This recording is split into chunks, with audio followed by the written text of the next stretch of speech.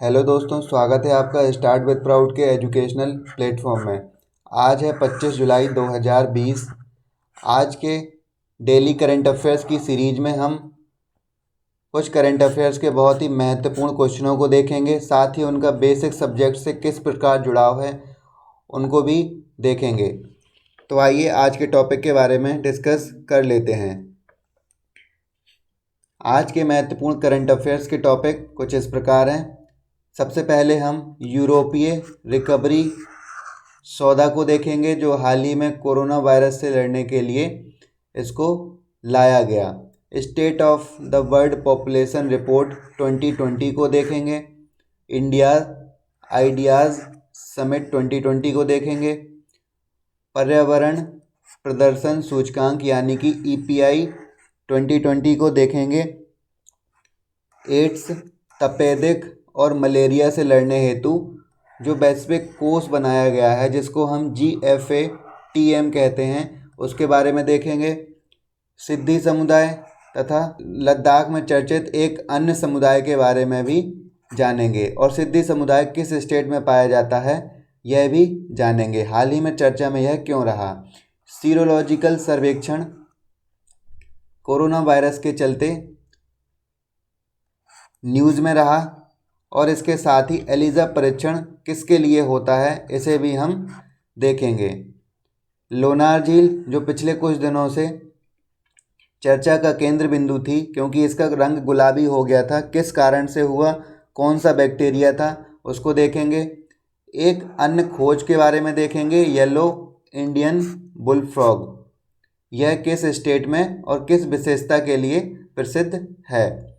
Public engagement portal को देखेंगे, यह हाल ही में किस राज्य ने शुरू किया और किस लिए। तिलारी संरक्षण रिजर्व को देखेंगे, हाल ही में किस राज्य में इसको संरक्षण रिजर्व के रूप में नामित किया गया। एनासिस सेकेंड जो काफ़ी महत्वपूर्ण प्रश्न है किसी भी एग्ज़ाम के लिए, उसको देखेंगे, क्योंकि यह दक्षिण कोरिया का फर्स्ट परमाणु हथियार सैन्य उपग्रह है। तो आइए आज की फर्स्ट न्यूज़ की शुरुआत करते हैं। आज की फर्स्ट न्यूज़ है यूरोपीय रिकवरी सौदा। आइए क्वेश्चन को देख लेते हैं। सबसे पहले, कोरोना वायरस के दौरान इनमें से किस क्षेत्र की अर्थव्यवस्थाओं पर कोरोना वायरस के प्रभावों का मुकाबला करने के लिए एक ऐतिहासिक समझौते पर सहमति बनी। आसियान, यूरोपीय यूनियन, G20 या ब्रिक्स। तो जैसे कि आप देख सकते हैं कि यूरोपीय यूनियन में इसकी सहमति बनी। अब यह यूरोपीय रिकवरी सौदा है क्या, इसको देख लेते हैं। 27 सदस्यीय यूरोपीय संघ इस क्षेत्र की अर्थव्यवस्थाओं पर कोरोना वायरस के प्रभावों का मुकाबला करने के लिए एक ऐतिहासिक समझौते पर पहुंचे हैं। हालांकि इसकी पुष्टि करना अभी शेष है, क्योंकि अभी पोलैंड और हंगरी जैसे देश इसका विरोध कर रहे हैं। अब क्या है इसमें, कोविड-19 से उत्पन्न बाधा के कारण यूरोपीय यूनियन की GDP 2020 में लगभग 8% कम हुई है। इसी के चलते इस समझौते को लाया गया है। इस समझौते के 3 घटक हैं। नंबर 1, अगले 7 वर्षों में, तो ये 7 वर्षों की रणनीति है, आप इसको याद रखना। अगले 7 वर्षों में यूरोपीय संघ के 1.1 ट्रिलियन यूरो का बजट लाया गया है, ताकि कोविड-19 की चुनौतियों से निपटा जा सके। इनमें से 360 बिलियन यूरो का ऋण सबसे ज़्यादा प्रभावित देशों के लिए कम ब्याज पर दिया जाएगा। सबसे खराब प्रभावित अर्थव्यवस्थाओं के लिए 390 बिलियन यूरो का अनुदान दिया जाएगा। बजट का लगभग 1/3 हिस्सा यानी कि 500 बिलियन यूरो को जलवायु परिवर्तन से मुकाबला करने की दिशा में रखा गया है। इसमें स्वच्छ ऊर्जा विकसित करने के लिए, ऊर्जा दक्षता को बढ़ाने के लिए और पर्यावरण संरक्षण के क्षेत्र में व्यय करने को शामिल किया गया है। अगर हम इस बजट को देखें तो यह भारत के वार्षिक बजट का लगभग 60 से 75% है। आइए नेक्स्ट न्यूज़ को डिस्कस कर लेते हैं। नेक्स्ट न्यूज़ संबंधित है state of the world population 2020 report से। सबसे पहले यह जान लेते हैं कि इसको जारी कौन करता है। इस रिपोर्ट को यूनाइटेड नेशन पॉपुलेशन फंड यानी कि UNFPA, तो आप ये याद रखना UNFPA, तो यूनाइटेड नेशन के अंतर्गत इस रिपोर्ट को जारी किया जाता है। हाल ही में चर्चा में यह क्यों रही? चर्चा में इसलिए रही क्योंकि विश्व स्तर पर महिलाओं की घटती संख्या के संदर्भ में state of bird population 2020 report जारी की गई है। आइए इसकी विश्व में स्थिति क्या है इस रिपोर्ट में ये देख लेते हैं। विश्व में प्रतिवर्ष लगभग 14 करोड़ लड़कियों की मृत्यु हो जाती है। महिलाओं की मृत्यु की संख्या पिछले 50 वर्षों में दोगुनी से अधिक हो गई है। आइए भारत की स्थिति के बारे में ही कुछ जान लेते हैं। भारत में लिंग चयन के कारण लगभग 4.5 करोड़ लड़कियों की हर वर्ष मृत्यु हो जाती है। इस रिपोर्ट में वर्ष 2014 के एक अध्ययन को आधार बनाते हुए बताया गया है कि भारत में प्रति 1000 महिलाओं में से लगभग 14 महिलाओं की मृत्यु प्रसव पूर्व लिंग चयन के कारण हुई है। यानी कि 1000 महिलाओं में से 14 बच्चों की मृत्यु प्रसव पूर्व लिंग परीक्षण के कारण ही करवा दी जाती है, अर्थात उनका भ्रूण परीक्षण करवा के उनकी मृत्यु कर दी जाती है। आगे हम इसके रीज़न को देखेंगे। रिपोर्ट के अनुसार भारत में 5 वर्ष से कम उम्र की लड़कियों में मृत्यु दर का अनुपात 9 लड़कियों पर 1 है, जो कि सर्वाधिक है। आइए कुछ और बिंदुओं को जान लेते हैं। यह रिपोर्ट मुख्यतः महिलाओं के खिलाफ होने वाले 3 हानिकारक प्रथाओं पर केंद्रित है। सबसे पहले तो बाल विवाह, कि बाल विवाह कहाँ कितने होते हैं यह बताता है।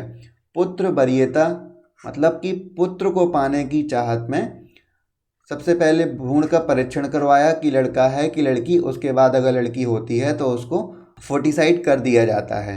नेक्स्ट, महिलाओं के प्रति बढ़ती हिंसक प्रवृत्ति को इसमें दिखाया गया है। ये आप बढ़ती हुई पॉपुलेशन का मैप दे सकते हैं। इंडिया सबसे ज़्यादा होने वाला है, जो कि अभी चाइना है।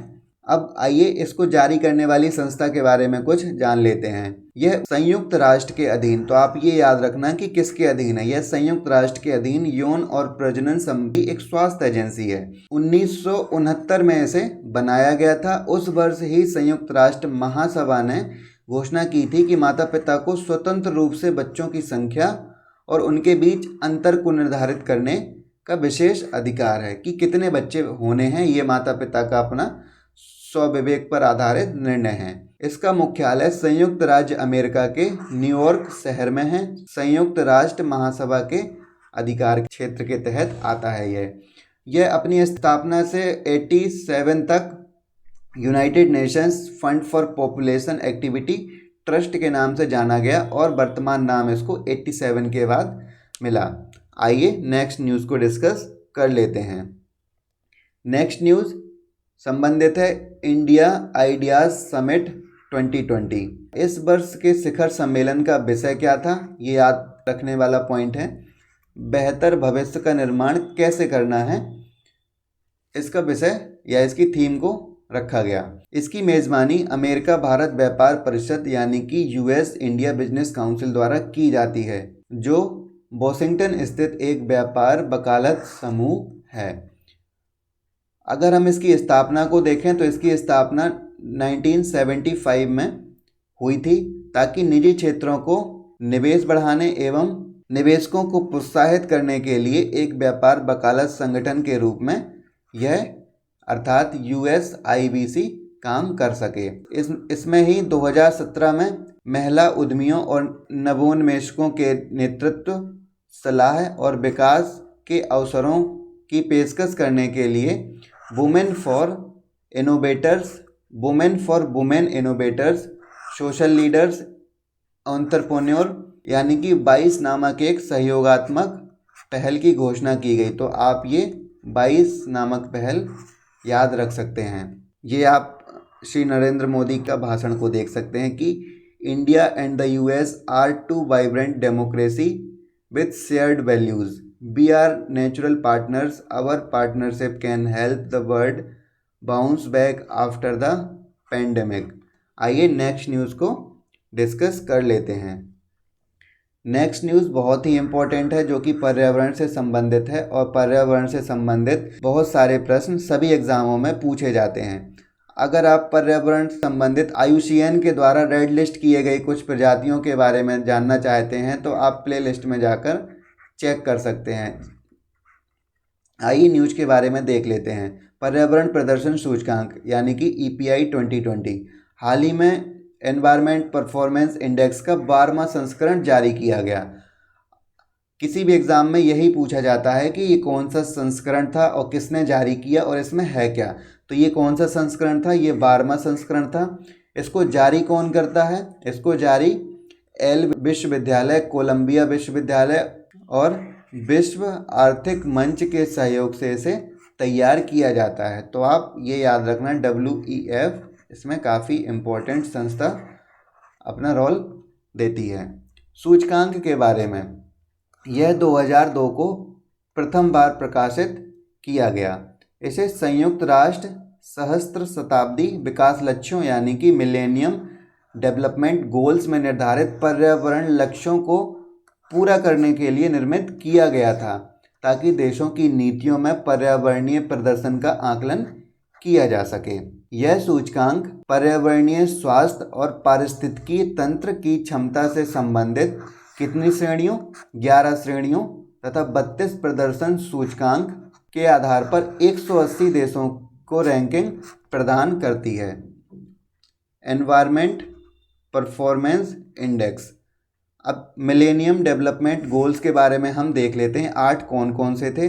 सबसे पहले तो पॉवर्टी एंड हंगर को ख़त्म करना है, अचीव यूनिवर्सल प्राइमरी एजुकेशन शिक्षा, जेंडर इक्वलिटी लानी है और वोमेन को एम्पावर करना है, बच्चों में हो रही मोर्टिलिटी रेट को कम करना है, इम्प्रूव मैटरनल हेल्थ, माँ की हेल्थ को भी सुरक्षित करना है, HIV एड्स मलेरिया और कुछ अन्य बीमारियों को ख़त्म करना है, और सबसे महत्वपूर्ण पॉइंट इंश्योर करना है कि एनवायरनमेंट को सतत रूप से आगे बढ़ाया जा सके, और एक ग्लोबल पार्टनरशिप रखनी है ताकि सभी देशों का समान रूप से विकास हो सके। आइए इसके संबंध में कुछ अन्य महत्वपूर्ण तथ्यों को भी जान लेते हैं कि इसकी भारत और इसके पड़ोसी देशों का इस रिपोर्ट में कैसा प्रदर्शन रहा।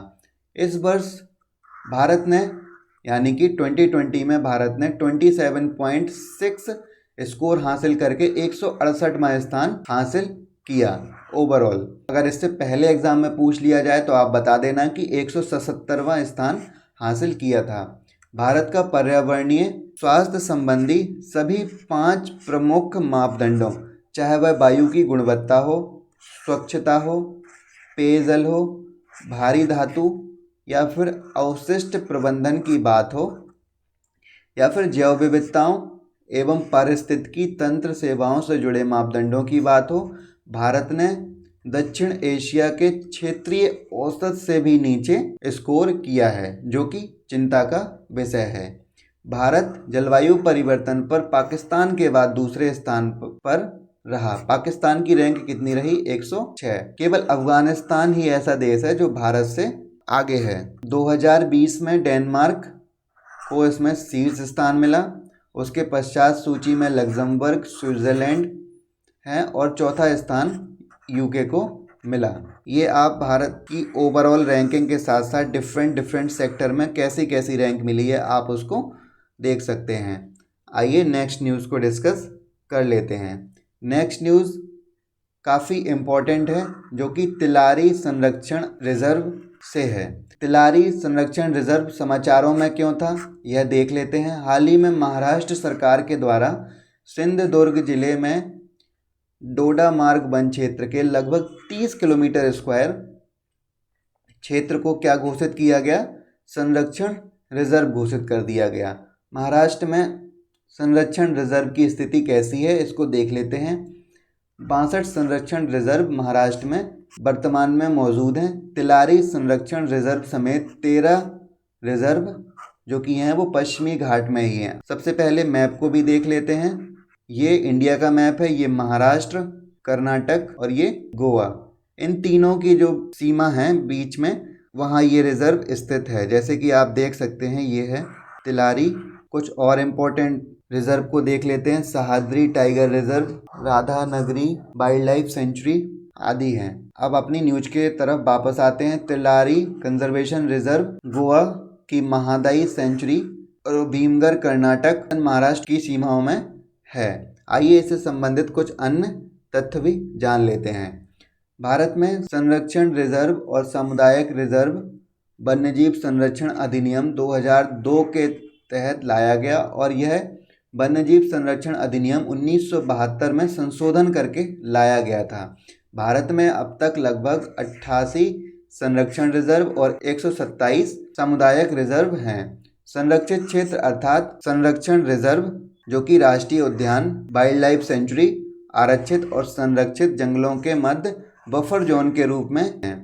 यह ऐसे निर्जन क्षेत्र पूरी तरह से भारत सरकार के स्वामित्व में होते हैं, लेकिन अगर किसी की निजी भूमि इन क्षेत्रों के आसपास पड़ती है तो उन्हें जीविका उपार्जन के लिए अनुमति दे दी जाती है। आइए नेक्स्ट न्यूज़ को डिस्कस कर लेते हैं। नेक्स्ट न्यूज़ संबंधित है एक पोर्टल से, यानी कि पब्लिक एंगेजमेंट पोर्टल। यह क्या है और किसने जारी किया? इसे जारी करने वाली संस्था DDA है, यानी कि दिल्ली डेवलपमेंट अथॉरिटी। इसमें है क्या? यह एक मास्टर प्लान है कि 2041 तक दिल्ली का विकास कैसे करना है। इसके लिए पब्लिक से फीडबैक मांगने के लिए DDA ने इसे पोर्टल को लॉन्च किया। तो आप सिंपल सा याद रखना कि पब्लिक एंगेजमेंट पोर्टल किस राज्य से संबंधित है, तो यह दिल्ली राज्य के विकास से संबंधित है। यह एक विज़न है कि कैसे हमें सिटी का विकास करना है। नेक्स्ट न्यूज़ संबंधित है एड्स, तपेदिक और मलेरिया से लड़ने हेतु एक वैश्विक कोष से, जिसको हम GFATM कहते हैं। यह समाचारों में क्यों आया? हाल ही में जो यौन कर्मी हैं, LGBT और क्वेयर कम्युनिटी हैं, HIV एड्स से पीड़ित व्यक्तियों ने आजीविका स्रोतों से वंचित होने तथा कोविड-19 आपातकाल राहत कार्यों में सरकार और बहुपक्षीय एजेंसियों द्वारा अनदेखी किए जाने के विरोध में याचिका दायर की। साथ ही राहत पैकेज घोषित करने की भी अपील की कि इनके जीविका के स्रोतों को फिर से बहाल किया जाए या फिर कोई और वैकल्पिक व्यवस्था की जाए। GFATM 2001 के G8 देशों के समर्थन के पश्चात 2002 में स्थापित हुआ। इसका हेडक्वार्टर जेनेवा में है। स्विस कानूनों के तहत यह एक गैर लाभकारी संगठन है। WHO के पास इसके प्रबंधन के अधिकार हैं। यह एक ग्लोबल फंड है। इस कोष में सार्वजनिक क्षेत्र का योगदान लगभग 95% है, यानी कि सरकारों के द्वारा इस फंड में डोनेट ज़्यादा किया जाता है। बाकी के 5% अदर क्षेत्र से आते हैं। यह सरकारों, नागरिक समाजों, निजी क्षेत्रों तथा बीमारियों से प्रभावित लोगों के मध्य एक साझेदारी है। इसका उद्देश्य क्या है? संयुक्त राष्ट्र द्वारा स्थापित सतत विकास लक्ष्यों की प्राप्ति में सहायता करने हेतु HIV, एड्स, तपेदिक और मलेरिया महामारी को समाप्त करने के लिए इस फंड को बनाया गया है। नेक्स्ट न्यूज़ संबंधित है सीरोलॉजिकल सर्वेक्षण। हाल ही में इसे NCDC और दिल्ली सरकार के द्वारा दिल्ली में करवाया गया ताकि कोरोना के दौरान इसके परिणामों को देखा जा सके और आगे की रणनीति बनाई जा सके। आखिर ये सीरोलॉजिकल सर्वेक्षण है क्या और इससे होता क्या है? इस परीक्षण में व्यक्तियों में वायरस का प्रतिरोध करने वाली विशिष्ट एंटीबॉडीज़ की मौजूदगी का पता लगाया जाता है ताकि वायरस की व्यापकता का पता लगाकर आगे की रणनीति को बनाया जा सके। यह वास्तव में एक प्रकार का ब्लड टेस्ट होता है। ये सभी टेस्ट इम्यून सिस्टम द्वारा बनाए गए प्रोटीन पर फोकस करते हैं कि आखिर बॉडी ने ऐसा कौन सा इम्यून सिस्टम या एंटीबॉडी बना ली कि जो वायरस को आने से रोकता है। इस सर्वेक्षण में एलिजा टेस्ट का उपयोग किया गया। अगर हम वास्तव में देखें तो तीव्र संक्रमण का पता लगाने के लिए एलिजा टेस्ट का उपयोग नहीं किया जाता, परंतु अतीत में हुए संक्रमण के चरणों के बारे में जानने के लिए इस टेस्ट का उपयोग किया गया। आप एलिजा टेस्ट के बारे में भी देख लो। एलिजा टेस्ट जो कि HIV के लिए टेस्ट किया जाता है कि आप HIV पॉजिटिव हो कि नहीं। ये आप सीरोलॉजिकल सिरिंज को देख सकते हैं, इसमें रक्त निकाला जाता है, इसके बाद इसमें एंटीबॉडीज़ का पता लगाया जाता है। ये आप एलिजा टेस्ट का प्रोसेस देख सकते हो। आइए नेक्स्ट न्यूज़ के बारे में डिस्कस कर लेते हैं। नेक्स्ट न्यूज़ सिद्धि समुदाय से संबंधित है। यह चर्चा में क्यों रहा? क्योंकि हाल ही में कर्नाटक में सिद्धि समुदाय को अपना विधान परिषद का एक सदस्य मिला है। राज्यपाल वजुभाई वाला ने शांताराम बुधना सिद्धि सहित 5 लोगों को कर्नाटक विधानसभा का सदस्य नामित किया है। अब सिद्धि समुदाय के बारे में जान लेते हैं। इनके नाम और क्या क्या हैं। इन्हें सिद्धि सीधी नाम से जाना जाता है। यह कहाँ पाए जाते हैं भारत में? गुजरात के अलावा यह समुदाय कर्नाटक, गोवा और महाराष्ट्र के कुछ हिस्सों में पाए जाते हैं। कर्नाटक में इनको SC का दर्जा दिया गया है। यह कौन है? इस आदिवासी समुदाय के पूर्वज अफ्रीकी हैं जो 10वीं शताब्दी के दौरान अरब व्यापारियों के साथ भारत आए थे। इनका योगदान क्या रहा भारत के इतिहास में? अगर हम ऐतिहासिक दृष्टि से देखें तो इन्होंने मराठों और मुगल संघर्षों के बीच तथा ब्रिटिश काल में भी कई महत्वपूर्ण नेता दिए। धर्म और आस्था। सिद्धि आदिवासी समुदाय अपने पूर्वजों की पूजा करने की पुरानी प्रथा का पालन करता है। इसे हिरियारू भी कहा जाता है। तो आप ये पॉइंट याद रख सकते हैं। इस समुदाय में अंतर्जातीय विवाह सिद्धियों के बीच कड़ाई से निषिद्ध हैं। आइए एक समुदाय के बारे में हम और जान लेते हैं जो कि हाल ही में चीन के द्वारा किए गए अतिक्रमण के कारण चर्चा में रहा। चांगपा समुदाय। तो आप ये याद रखना, कौन सा समुदाय? चांगपा समुदाय। ये बकरी पालन व्यवसाय करते हैं और ये पश्मीना ऊन जो आपने सुना होगा जम्मू कश्मीर में, उसका भी ये उत्पादन करते हैं। आप ये शांताराम बुधना सिद्धि को देख सकते हैं। आइए नेक्स्ट न्यूज़ को डिस्कस कर लेते हैं। नेक्स्ट न्यूज़ संबंधित है एक जीवाणु हालोआर्चिया से। हालोआर्चिया हाल ही में समाचारों में रहा क्योंकि पुणे स्थित संस्थान ने रिसर्च की कि महाराष्ट्र में स्थित जो लोनार झील है उसका कुछ समय पहले रंग गुलाबी हो गया था। यह क्यों हो गया था उसके बारे में इन्होंने बताया। हालोआर्चिया एक जीवाणु है जो गुलाबी रंग पैदा करता है और यह खारे पानी में पाया जाता है। हाल ही समय में वर्षा की अनुपस्थिति और कम मानवीय हस्तक्षेप तथा उच्च तापमान के कारण जल का वाष्पीकरण हुआ, जिससे झील की लवणता और pH मान में वृद्धि हो गई। इसी वृद्धि ने हालोआर्चिया जीवाणुओं के विकास के लिए अनुकूल परिस्थितियां उत्पन्न कर दी। तो आप ये याद रखिएगा कि जीवाणु का नाम कौन सा है, तो हालोआर्चिया। अब कुछ लोनार झील के बारे में भी जान लेते हैं। लोनार झील वास्तव में एक क्रेटर झील है। कैसी झील? क्रेटर झील। और अधिसूचित राष्ट्रीय भू विरासत स्मारक भी है और एक पर्यटन स्थल भी है। इसका निर्माण प्लीस्टोसीन काल में कब हुआ? प्लीस्टोसीन काल में एक उल्का पिंड के गिरने से हुआ था। एवं आप ये पॉइंट याद रखिएगा कि ये बेसाल्टिक चट्टानों से निर्मित झील है। ये आप झील की तस्वीर देख सकते हैं, गुलाबी रंग होने से पहले और ये गुलाबी रंग होने के बाद। ये वो जीवाणु हैं हालोआर्चिया। आइए नेक्स्ट को देख लेते हैं। नेक्स्ट न्यूज़ कृष्णपट्टनम पोर्ट से संबंधित है। आइए सबसे पहले इसकी लोकेशन को देख लेते हैं। ये इंडिया का मैप है और ये आंध्र प्रदेश और ये है कृष्णपट्टनम पोर्ट और ये चेन्नई उसके नीचे ही तमिलनाडु में। अब ये समाचारों में इसलिए रहा क्योंकि हाल ही में कंपटीशन कमीशन ऑफ इंडिया यानी कि CCI ने Adani ports and special economic zone के साथ कृष्णपट्टनम पोर्ट कंपनी के अधिग्रहण की मंजूरी उन्हें दे दी।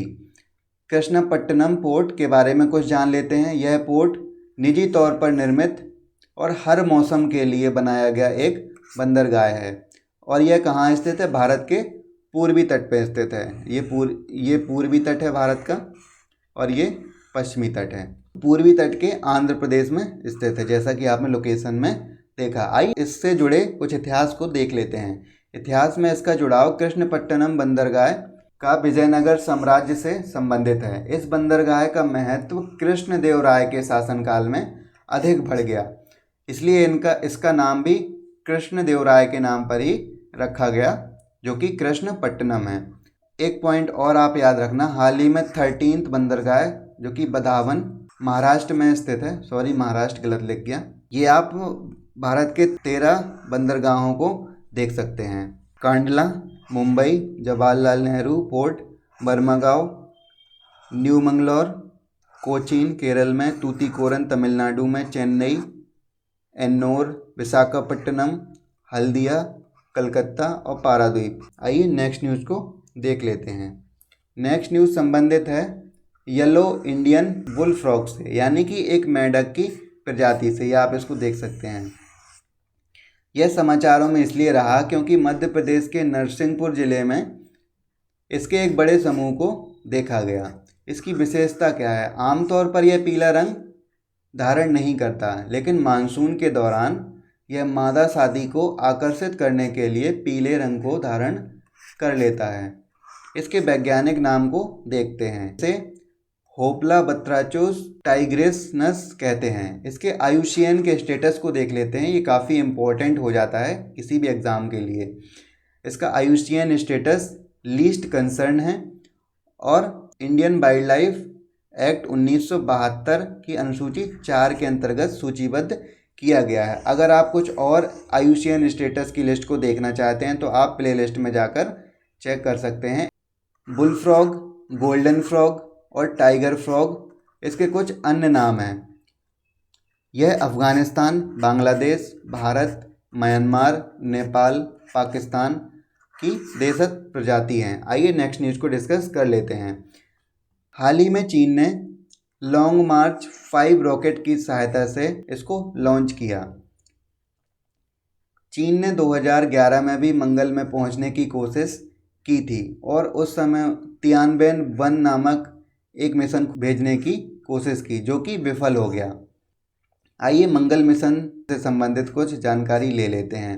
अब तक केवल अमेरिका, रूस, यूरोपीय संघ के बाद भारत चौथा सफल राष्ट्र है जो मंगल ग्रह तक मिशन भेजने में सफल हुआ। भारत मंगल परिक्रमा भेजने वाला पहला एशियाई देश है और चौथा वैश्विक देश। स्पेस मलमा क्या होता है?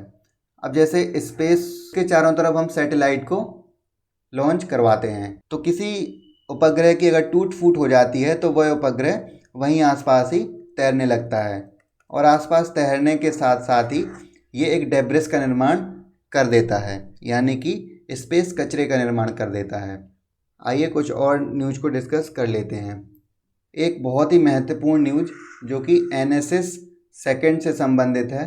दक्षिण कोरिया ने हाल ही में USA के फाल्कन 9 रॉकेट से इसको फ्लोरिडा से लॉन्च किया। फ्लोरिडा एक, जैसे ये USA का मैप है तो आप फ्लोरिडा को इस एरिया में देख सकते हैं। दक्षिण कोरिया अपना सैन्य संचार उपग्रह बनाने वाला 5वां देश बन गया। प्रवासी रोजगार ऐप, हाल ही में एक बॉलीवुड अभिनेता सोनू सूद ने इस ऐप को लॉन्च किया। इस ऐप में एप्लीकेशन नौकरियों को खोजने तथा विशिष्ट नौकरी प्रशिक्षण कार्यक्रमों के बारे में आवश्यक जानकारी जानने के लिए इस एप्लीकेशन का प्रयोग किया जा सकता है। एक ये फैक्चुअल क्वेश्चन काफ़ी इम्पोर्टेंट हो जाता है कि हाल ही में भारत ने किस देश के साथ आपातकालीन चिकित्सा सेवाएं स्थापित करने पर समझौता किया। अब कई सारे ऑप्शन होंगे तो आप इसमें कंफ्यूज हो सकते हैं, तो आप इसको याद रखिएगा। मालदीव के साथ, जो कि हिंद महासागर में स्थित एक द्वीपीय देश है, के साथ आपातकालीन चिकित्सा सेवा स्थापित की। ये थी हमारी आज की डिस्कशन। Thank you.